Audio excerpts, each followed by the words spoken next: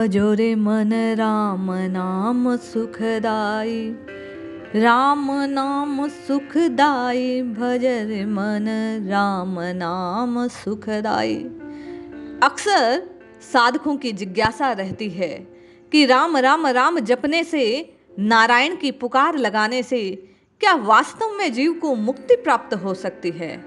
आइए ग्रंथों से, पुराणों से, सत शास्त्रों की इन कथाओं से हम और आप इस नाम की शक्ति से साक्षात्कार पाते हैं कि किस प्रकार अनजाने में भी प्रभु के नाम की पुकार जीव को सद्यो मुक्ति प्रदान कर देती है, मुक्ति का भागी बना देती है। उस जीव को तत्काल उसी समय साकेत की, वैकुंठ की प्राप्ति करवा देती है। आवागमन के चक्र से मुक्त कर उसे सदैव के लिए परम आनंद में स्थापित कर देती है। जय श्री हरि। पूज्य गुरुदेव के चरणों में बारंबार प्रणाम। भक्तमाल आदि ग्रंथों में, पुराणों में, भागवत आदि ग्रंथों में अजामिल के चरित्र को बारंबार प्रकट किया गया है। ये कथा आपको और मुझे एक ऐसे शक्ति के खजाने से रूबरू करवाएगी जो निश्चय ही राम राम राम राम कृष्ण कृष्ण नारायण की पुकार लगाने के लिए मुझ आपको विवश कर देगी। कन्नौज में अजामिल नाम का एक शास्त्रज्ञ ब्राह्मण, शील, सदाचार और सद्गुणों का खजाना।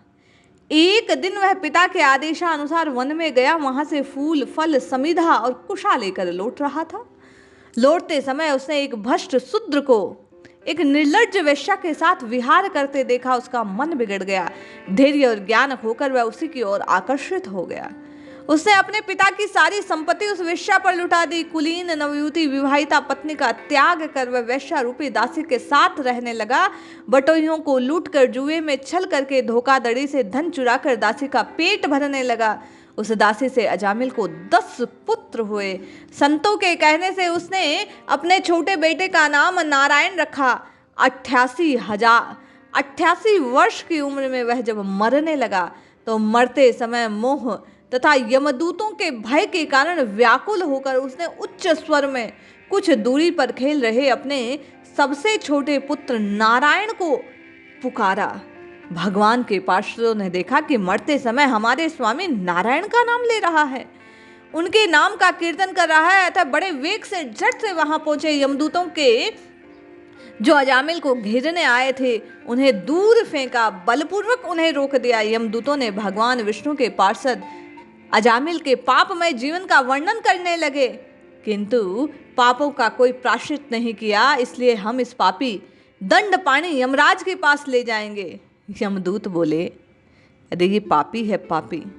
भगवान के पार्षदों ने कहा, यमदूतों, इसने कोटि कोटि जन्मों की पाप राशि का पूरा पूरा प्रायश्चित किया, क्योंकि इसने विवश होकर ही सही भगवान के परम कल्याण में मोक्ष पद नारायण नाम का उच्चारण किया। श्रीमद् भागवत के 6 स्कंद के प्रथम अध्याय में 3 अध्याय तक ये उपाख्यान विस्तृत विवेचन किया गया। भगवान नाम की महिमा मुक्त कंठ से इसमें गाई गई। यमदूतों, जैसे जान या अनजान में ईंधन से अग्नि का स्पर्श हो जाने पर वह भस्म हो जाती है, वैसे ही जान बूझकर या अनजाने में भगवान के नामों का संकीर्तन करने मात्र से मनुष्य समस्त पापों को दूर कर देता है, भस्म कर देता है, उसका अंतःकरण शुद्ध हो जाता है। भगवान के पार्षदों ने यमदूतों को भागवत धर्म का पूरा पूरा निर्णय सुनाया और अजामिल को यमदूतों के पास से छुड़ाकर मृत्यु के मुख से बचा लिया। भगवान के पार्षद वहीं अंतर ध्यान हो गए। अजामिल ने भगवान के पार्षदों के दर्शन जनित आनंद में मग्न होकर उन्हें सिर झुकाकर प्रणाम किया। पाप हारी भगवान की महिमा सुनने से अजामिल के हृदय में शीघ्र ही भक्ति का उदय हो गया और वह अपने पापों को याद करके पश्चाताप करने लगा। अजामिल के चित्त में संसार के प्रति तीव्र वैराग्य हो गया। उसके संबंध और मोह त्याग कर हरिद्वार चला गया। वहां उसने योग मार्ग का आश्रय लेकर साक्षात परमात्मा का साक्षात्कार प्रदान किया। तब उसने देखा कि उसके सामने चारों पार्षद जिन्हें उसने खड़ा देखा था, अजामिल ने सिर झुकाकर उन्हें प्रणाम किया। उस तीर्थ स्थान में गंगा के तट पर अपने शरीर का त्याग किया। तत्काल भगवान के पार्षदों का स्वरूप प्राप्त कर वह पार्षदों के साथ स्वर्णमय विमान पर आरूढ़ हो आकाश मार्ग से भगवान लक्ष्मीपति के निवास स्थान वैकुंठ को चला गया। शुकदेव मुनि राजा परीक्षित को यह वृतांत सुनाकर कहते हैं, देखो अजामिल जैसे पापी ने मृत्यु के समय पुत्र के बहाने से भगवान का नाम उच्चारण किया, उसे भी वैकुंठ की प्राप्ति हुई, सद्यो मुक्ति प्राप्त हुई। जो लोग श्रद्धा से भगवान नाम का उच्चारण करते हैं उनकी तो बात ही क्या है। इस कथा प्रसंग को सुनकर हम आप भी नित्य निरंतर राम राम कृष्ण कृष्ण नारायण की पुकार लगाए। निश्चय ही जपते जपते मन लगने लगेगा, अंतःकरण शुद्ध हो जाएगा, हम आपको भी नारायण की श्री हरि की प्राप्ति हो जाएगी। इसलिए जपते रहिए, रटते रहिए, अपने इष्ट के नाम की पुकार लगाते रहिए, निश्चय ही कल्याण होगा। जय श्री हरि।